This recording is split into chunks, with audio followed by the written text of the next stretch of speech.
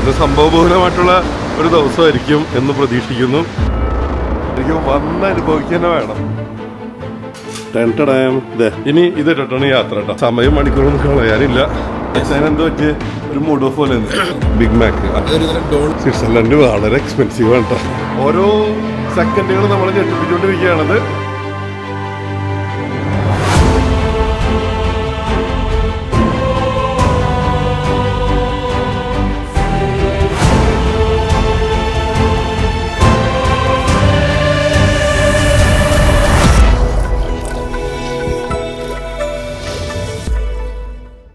Hi dear friends, സ്വിറ്റ്സർലൻഡിലാണ്. രാവിലെ തന്നെ കുളിച്ച് ഫ്രഷായി ഇതേ ഫുൾ ജാക്കറ്റുകളൊക്കെ ഇട്ട് 3 ലെയർ ഡ്രസ്സാണ് ഇട്ടേക്കുന്നത് കേട്ടോ. ഇന്നിപ്പോൾ മല കാണാൻ പോവുകയാണ്, മഞ്ഞ് മലകൾ. സ്വിറ്റ്സർലൻഡിലെ ഹോട്ടലിൽ നിന്ന് പുറത്തിറങ്ങി വരുമ്പോൾ കാണുന്ന കാഴ്ചകളാണ്. അപ്പോൾ ഞാൻ ലെതർ ഷൂ ഇടുന്നതിന് വേണ്ടി എനിക്ക് ഒരു ബൂട്ട് മേടിക്കണം. അപ്പോൾ ആദ്യം തന്നെ ഒരു ബൂട്ട് മേടിച്ചിട്ട് ബാക്കി.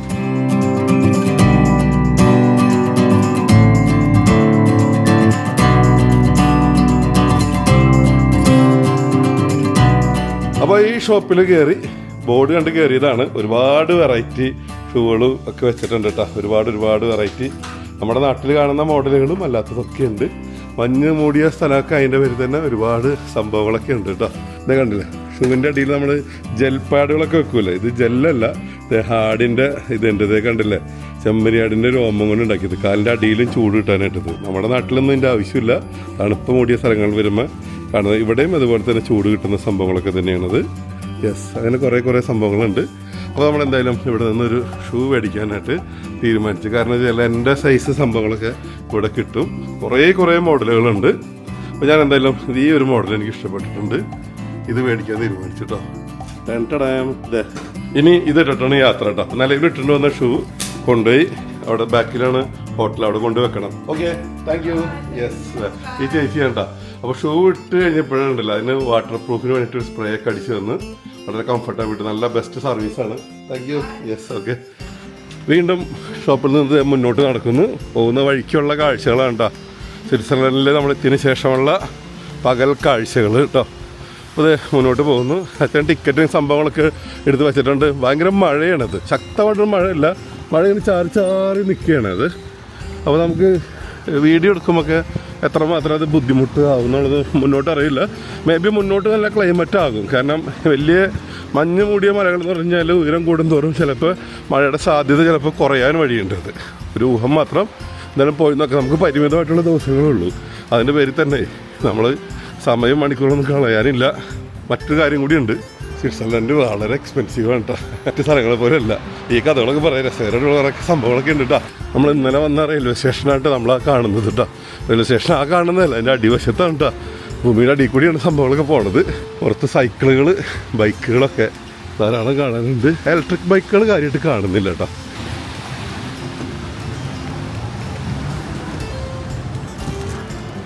അകത്ത് നല്ല ചൂടൊക്കെ ഉണ്ട്. അച്ഛാ, യെസ്. ഓ, സംഭവ ബഹുള്ള. യെസ്, എല്ലാവരും ചോദിക്കാണ് അച്ഛൻ എന്തോ പറ്റിയ ഒരു മൂഡ് ഓഫ് പോലെ. ഒരു മൂഡ് ഓഫ് ഇല്ല, ശബ്ദം പോയി എൻ്റെ, അതുകൊണ്ട് കൺജഷൻ ഫീലിംഗ്. തൊണ്ടയിൽ കിച്ച് കിച്ച്. തൊണ്ടയിൽ മാത്രമല്ല, ചെസ്റ്റിനൊരു അടുത്ത യാത്രയില്ല, അതേ ഉള്ളൂ. ശബ്ദം വ്യത്യാസം ഒന്നില്ലേ, സൗണ്ട് വ്യത്യാസമുണ്ട്. യെസ്, ഈ വച്ചായൻ ഫാൻസ് ഒത്തിരി വന്നു തുടങ്ങിയിട്ടുണ്ട് കേട്ടോ. അപ്പോൾ ഒരുപാട് സംഭവങ്ങളൊക്കെ ഇവിടെ മേടിച്ച് വെച്ചിട്ടുണ്ട്. നമുക്ക് കഴിച്ചിട്ടാവാൻ ബാക്കി. കറി സോസ്. യെസ്, അതായത് കുറേ സാധനങ്ങൾ മേടിച്ച് വെച്ചിട്ടുണ്ടല്ലോ. എന്താ പരിപാടി? ബിഗ് മാക്ക് എന്ന് പറയും. ബിഗ് മാക്ക്. ബിഗ് മാക്ക് എന്ന് പറഞ്ഞാൽ 2 ലിറ്റിൽ പാറ്റീസാണ്, വലുതല്ല. 2 ലിറ്റിൽ പാറ്റീസ് വെച്ച് വെജീസും പിക്കിൾസ് ഉണ്ട്. ഇത് നമ്മുടെ നാട്ടിൽ വരുന്നുണ്ട് കേട്ടോ, ബിഗ് മാക്ക്. Yes, okay. ഇതെല്ലാം കൂടെ സ്പൈസി. അത് ഓക്കെ. അപ്പോൾ ഇച്ചിരി എരി വേണം, യാതൊരു ബൈറ്റ് ചെയ്യാം. ഓക്കെ. അത് കഴിഞ്ഞിട്ട് ഡിസേർട്ടിന് നമ്മൾ അതൊരു തരം ഡോണറ്റ് ജെല്ലിയാണ്. സ്വിറ്റ്സർലൻഡ് വളരെ എക്സ്പെൻസീവ് ആണ്. ഇതിനിപ്പോൾ എത്ര ആയിട്ടുള്ളത്? ഇതെല്ലാം കൂടെ 35 ഫ്രാങ്ക്. അപ്പോൾ നമ്മൾ ഹോട്ടലിൽ നിന്ന് നമ്മൾ ബ്രേക്ക്ഫാസ്റ്റിന് ഒരെണ്ണത്തിന് 35 അവർ പറഞ്ഞത്. ഇന്നത്തെ നമ്മുടെ പ്രോഗ്രാം എന്തൊക്കെയാണെന്ന് വെച്ചാൽ, നമ്മൾ യൂറോപ്പിന്റെ ഏറ്റവും ടോപ്പ്, അതിനെ പറയുന്നത് യങ് ഫ്രോ എന്ന് പറയും. അതാണ് യൂറോപ്പിന്റെ ഏറ്റവും. നമ്മൾ ആദ്യം ഈ ഗാണ്ടള റൈഡിൽ കയറണം, അത് കഴിഞ്ഞിട്ട് പുള്ളിങ് ട്രെയിനിൽ കയറണം, അത് കഴിഞ്ഞിട്ട് നമ്മൾ ഏറ്റവും മേളിൽ ചെല്ലണം. അപ്പോൾ നമ്മൾ ഹോപ്പ് ചെയ്യുന്നത് സണ്ണ് പോകുന്നതിന് മുമ്പ് നമുക്ക് പെട്ടെന്ന് ചെല്ലണം. ഓക്കെ. എന്നിട്ട് അത് കണ്ടിട്ട് ഇറങ്ങി വരണം.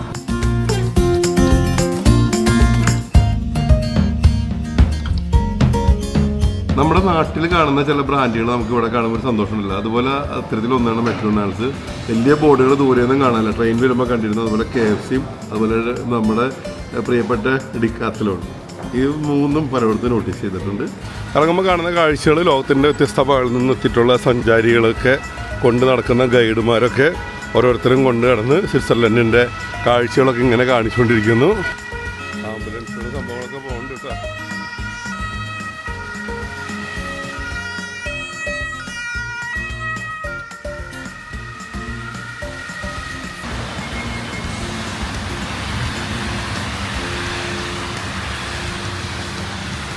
അന്ന് സംഭവബഹുലമായിട്ടുള്ള ഒരു ദിവസമായിരിക്കും എന്ന് പ്രതീക്ഷിക്കുന്നു സ്വിറ്റ്സർലൻഡിലെ.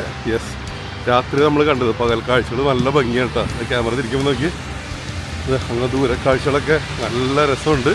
നമുക്ക് അടുത്ത ദിവസങ്ങളിൽ കാണാം കേട്ടോ. അങ്ങനെ നമ്മൾ സ്റ്റേഷനിൽ എത്തിയിട്ടാ. സ്റ്റേഷനിൽ ഇന്നലെ നമ്മൾ വന്നിറങ്ങി അതേ സ്റ്റേഷൻ തന്നെ. സ്റ്റേഷനിൽ എത്തിക്കഴിഞ്ഞപ്പോൾ എല്ലാ പ്ലാറ്റ്ഫോമിലും വണ്ടികൾ ഇങ്ങനെ കിടക്കുകയാണ് കേട്ടോ. ഒരു 6-7 ട്രെയിനുകളോട് ഇങ്ങനെ കിടക്കുന്നുണ്ട് കേട്ടോ. നമ്മുടെ ട്രെയിൻ നോക്കിയിട്ട് വേണം നമുക്ക് കയറി പോകാൻ വേണ്ടിയിട്ട്. ഇവിടെ പല ലൈനുകളുണ്ട്, അത് കൃത്യമായിട്ട് നോക്കി മനസ്സിലാക്കേണ്ടതുണ്ട്. യൂറോപ്പിൽ എത്തിക്കഴിഞ്ഞാൽ കാഴ്ചകളൊക്കെ ആണെങ്കിൽ ട്രെയിൻ യാത്രകളൊക്കെ അനിവാര്യമാണ് കേട്ടോ.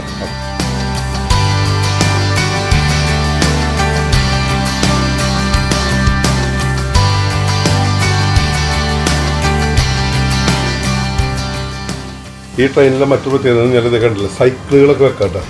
സൈക്കിളുകളൊക്കെ ഹാങ് ചെയ്യാവുന്ന രീതിയിലുള്ള സെറ്റപ്പുകളൊക്കെ ഇവിടുത്തെ ട്രെയിനുകളിലുണ്ട്. എല്ലാം വളരെ നീറ്റായിട്ട്. ഒരു പ്രത്യേകത ചില ട്രെയിനുകളെല്ലാം പുതിയതുപോലെ ഇരിക്കുന്നു എന്നുള്ളതാണ് കേട്ടോ. ഇത് ഇവർ മെയിൻറ്റെയിൻ ചെയ്യുന്ന രീതി എങ്ങനെയാണത്. 2 നിലയാണ്, മുകളിലേക്കുണ്ട്. യെസ്, നമുക്ക് ഇനി ഇത് പോകാനായിട്ടൊരു 15-20 മിനിറ്റ് കൂടിയുണ്ട്. മുകൾ നിലയിലെ കാഴ്ചകളാണ് ഈ കാണുന്നത് കേട്ടോ. യെസ്, സ്വിറ്റ്സർലൻഡിലെ ട്രെയിനിലിരുന്ന് കുട നന്നാക്കിയാണ് കേട്ടോ. എന്താ ചെയ്യല്ലോ, പാരീസിൽ നമ്മൾ ഈഫൽ ടവർ നടന്ന് മേടിച്ച കുടയാണിത്. നമ്മൾ 10 യൂറോ കൊടുത്തെങ്കിലും 5 യൂറോൻ്റെ പോലും ഉറപ്പില്ല. പക്ഷെ നമുക്ക് എന്താ പറയുക, കുറേ യൂസ്ഫുൾ ആയെന്നുള്ളതാണിത്. കമ്പിയൊക്കെ വിട്ടുകൊണ്ട് ഇടയ്ക്കിട്ട് ശരിയാക്കണം. ട്രെയിനിലിരുന്ന് കുട നന്നാക്കിയതിന് ശേഷം ട്രെയിനിലിരുന്ന് കുട നന്നാക്കിക്കൊണ്ടിരുന്നപ്പോൾ അച്ഛൻ വിളിച്ചു പറഞ്ഞ് ഈ ട്രെയിനിൽ പോയാൽ നമ്മൾ വേറെ സ്ഥലത്ത് ഇറങ്ങി കയറണം. ഇപ്പോൾ ഡയറക്റ്റ് ട്രെയിൻ ഉണ്ട് തന്നെ. ഇവിടുന്ന് നേരെ ഇന്റർലാക്കൻ ഫസ്റ്റ് എന്ന് പറഞ്ഞാൽ ഈസ്റ്റ്, ഇവർ OST എന്നാ പറയുന്നത് ഈസ്റ്റിന്. അപ്പോൾ ഇന്റർലാക്കൻ ഈസ്റ്റിലേക്ക് 12 o'clock ഡയറക്റ്റ് എക്സ്പ്രസ് ട്രെയിൻ. എത്ര നേരത്തെ യാത്രയാണ് അത്? അത് ഓൾമോസ്റ്റ് ഒരു 1.5 മണിക്കൂർ. 1.5 മണിക്കൂർ. അത് കഴിഞ്ഞിട്ട് അവിടെ നമ്മൾ ലൂറ്റൻബർഗ് എന്ന് പറയുന്നിടത്തോട്ട് ട്രെയിൻ, അത് മൗണ്ടനാണ്. അത് കയറി അങ്ങ് നമ്മൾ യങ് ഫ്രോ ചെല്ലും. പക്ഷേ നമുക്ക് തിരിച്ചു വരുമ്പോൾ രാത്രിയാവും. ഇന്നത്തെ ദിവസം നമ്മളതിന് വേണ്ടി മാറ്റി വെച്ചേക്കാണ്. നമ്മളങ്ങനെ നമ്മുടെ പ്ലാറ്റ്ഫോമിൽ എത്തിക്കഴിഞ്ഞിട്ടാ.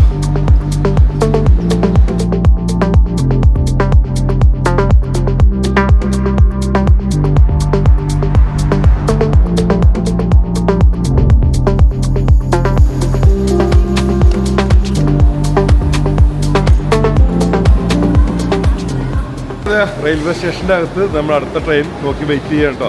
അപ്പോൾ ആദ്യം ട്രെയിൻ നോക്കിയപ്പോൾ ഡയറക്റ്റ് ട്രെയിൻ ഉണ്ടെന്ന് പറഞ്ഞു. അപ്പോൾ അവിടെ വെയിറ്റ് ചെയ്യുന്ന സമയത്ത് ധാരാളം ട്രെയിനുകൾ ഇങ്ങനെ വന്നു പോകുന്നുണ്ട്. നമ്മുടെ ട്രെയിന് വേണ്ടിയിട്ട് വെയിറ്റ് ചെയ്യുന്നു. ഇപ്പോൾ സ്വിറ്റ്സർലൻഡിലെ ട്രെയിനുകളെ കുറിച്ച് പറയുമ്പോൾ നമുക്കറിയാം, നമ്മളിപ്പോൾ യാത്രാ വീഡിയോസൊക്കെ കണ്ടിട്ടുള്ള ആൾക്കാരാണെങ്കിൽ അറിയാം, അതിമനോഹരമാണ്. ഇപ്പോൾ ഈ കാണുന്ന ഇത്തരം ട്രെയിനുകൾ, ഈ റെഡിഷ് ആയിട്ടുള്ള ഈ റെഡ് കളറിലുള്ള ട്രെയിനുകൾ നല്ല മഞ്ഞ് മൂടിയ സ്ഥലങ്ങളിലൂടെ പോകുമ്പോൾ ഒരു കാഴ്ച എന്താണെന്ന് ആലോചിച്ച് നോക്കിയേ. മഞ്ഞ് മൂടിയ സ്ഥലങ്ങൾ മാത്രമല്ല കേട്ടോ, നല്ല പച്ചപ്പുള്ള സ്ഥലങ്ങളിലൂടെ പോകുമ്പോൾ കാഴ്ച ഒന്ന് ചിന്തിച്ച് നോക്കിയേ. സ്വിറ്റ്സർലൻഡ് റെയിൽവേനെ കുറിച്ച് പറയുമ്പോൾ ലോകത്തിൽ തന്നെ ഏറ്റവും കാര്യക്ഷമമായിട്ടുള്ളതും അതുപോലെ ഏറ്റവും ബ്യൂട്ടിഫുൾ ആയിട്ടുള്ള റെയിൽവേ ട്രാക്കുകൾ സ്വിറ്റ്സർലൻഡിലാണെന്നാണ് അറിയാൻ കഴിഞ്ഞിരിക്കുന്നത് കേട്ടോ. ഏതാണ്ട് ഒരു 3500-3600-700 മീറ്റർ ഉയരത്തിലേക്കുള്ള റെയിൽവേ സിസ്റ്റം, അതും ഈ നമ്മുടെ സ്വിറ്റ്സർലൻഡിൻ്റെ പ്രത്യേകതകളൊന്നാണ്. അപ്പോൾ വളരെ ബ്യൂട്ടിഫുൾ ആയിട്ടുള്ള റെയിൽവേ സിസ്റ്റം, ഇത്രയും ഉയരത്തിലേക്കുള്ള റെയിൽവേ സിസ്റ്റം, ഇതൊക്കെ എടുത്തു പറയേണ്ട കാര്യങ്ങളാണിത്. തീർച്ചയായിട്ടും നിങ്ങൾ യൂറോപ്പിലേക്ക് യാത്ര ചെയ്യാൻ ആഗ്രഹിക്കുന്നെങ്കിൽ നമ്മുടെ സ്ഥാപനമായിട്ടുള്ള റോയൽ സ്റ്റേ ഹോളിഡേയ്സ് നിങ്ങൾക്ക് അതിന് വേണ്ടിയിട്ടുള്ള എല്ലാ സൗകര്യങ്ങളും ചെയ്തു തരുന്നുണ്ട് കേട്ടോ. വിസ ആയിക്കോട്ടെ, ടിക്കറ്റ് ആയിക്കോട്ടെ, പാക്കേജ് ആയിക്കോട്ടെ, എല്ലാ സംഭവങ്ങളും ചെയ്തു തരും. യൂറോപ്പ് മാത്രമല്ല, ഫ്രാൻസ് ആയിരുന്നാലും ഇറ്റലി ആയിരുന്നാലും ഇനി ക്രൂസ് ഷിപ്പുകളായിരുന്നാലും, ഇത് നമ്മുടെ പതിവ് തായ്ലൻഡ്, മലേഷ്യ, സിംഗപ്പൂർ, മാലി, ബാലി, കംബോഡിയ, വിയറ്റ്നാം പോലുള്ള എല്ലാ രാജ്യങ്ങളിലേക്കും. പിന്നെ ഇങ്ങോട്ടൊക്കെ വരുമ്പോൾ തണുപ്പ് സമയത്ത് എന്ന് പറഞ്ഞാൽ മാക്സിമം നമ്മളെ തണുപ്പിന് പ്രൊട്ടക്ട് ചെയ്യുന്ന ഡ്രസ്സുകളൊക്കെ ഇട്ടിട്ട് വേണം വരാൻ വേണ്ടിയിട്ട്. ഓരോ ട്രെയിനുകൾ വന്ന് പോയിക്കൊണ്ടിരിക്കണം. അപ്പോൾ ഇതൊക്കെയാണ് സ്വിറ്റ്സർലൻഡിലെ റെയിൽവേ സ്റ്റേഷനിൽ നിന്നുള്ള കാഴ്ചകൾ. ഇങ്ങനെയുണ്ട്. അപ്പോൾ നമ്മൾ ട്രെയിൻ എത്തിക്കഴിഞ്ഞു, വീണ്ടും കയറുന്നു. ആ ഭയങ്കര സെറ്റപ്പായില്ല. Yes. ഇതിപ്പോ നമ്മുടെ ചിത്ര സിനിമയിലെ MG സൗന്ദര്യ പോലെ ഉണ്ട്.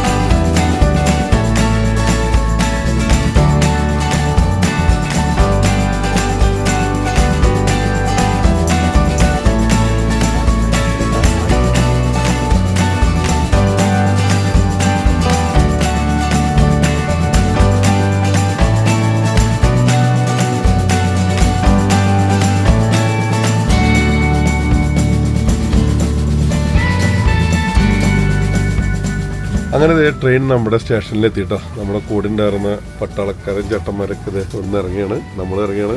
അച്ഛാ ഇനി എന്താ പരിപാടി ഇവിടുന്ന്? അടുത്ത ട്രെയിൻ കയറണം, നടന്നു കയറണം?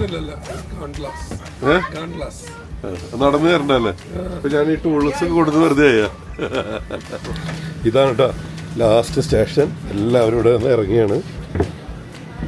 യെസ്, ആ ഒരു രക്ഷയില്ലാത്ത കാഴ്ച കേട്ടോ.